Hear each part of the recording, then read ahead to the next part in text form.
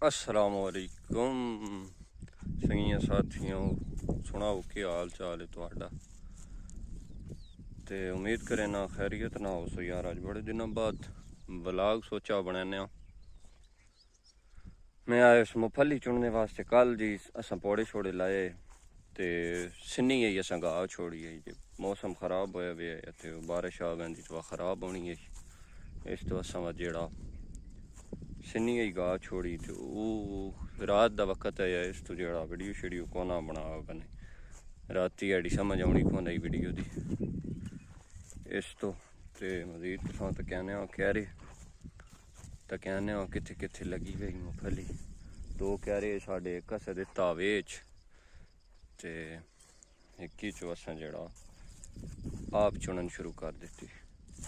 ते वेखो पिछला camera on करेने तुसां तो कहने तक्को तुसी मुफली है जी। साढ़े अपने वाला कह रहे हैं ये बाद ही तुसां तो कहने पहले है असां बिच हो जी।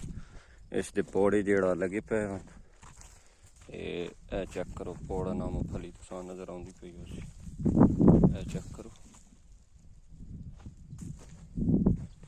ए ओ तोड़ ताई लम्मा खैरा दो क्यारे काश्त कीते।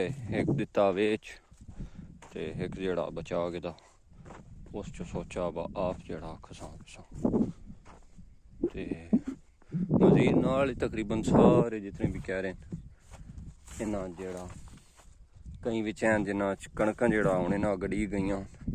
ये हुण जेड़े कह रहे हैं इन्हां दियां मुफलियां शुफलियां पटी रासन ते बस इन्हां दे जेड़ा कणक गड्डी वैसी ते ए पार हुण चेक करो ढेर लगा पिया। ये हुण इत्थे सुकदी पई वे। ये जिसले सुकदी वैसी ते असां जनाब थ्रेशर चो लगा दिता वैसी। ये जिसले थ्रेशर चो लग रहा सी तां वत ओ सी मुफली वखरी हो वैसी तो बों वखरा हो वैसी। ए भी चेक करो पौड़े लगे पे ते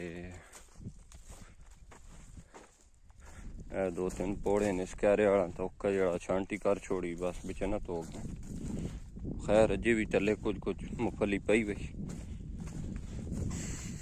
ते ए चेक कराने तुसां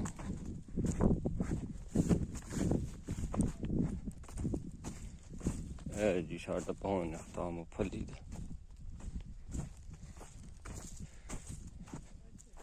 मुफली पई उसी तुसां दिसदी पई उसी है जी। भौं चेक करो पत्तर शत्तर मुफली पई राती उत्ते असी वगा गए असी टांगरी तां जे कोई बंदा जेड़ा पवे नहीं ना। चेक करो ढेर तो बाकी जेड़ा असां कल चाह खड़ा ते अज आउंदी पई चुनाई है जनाब। थोड़ी बहुती चुनी दी अज शापर एक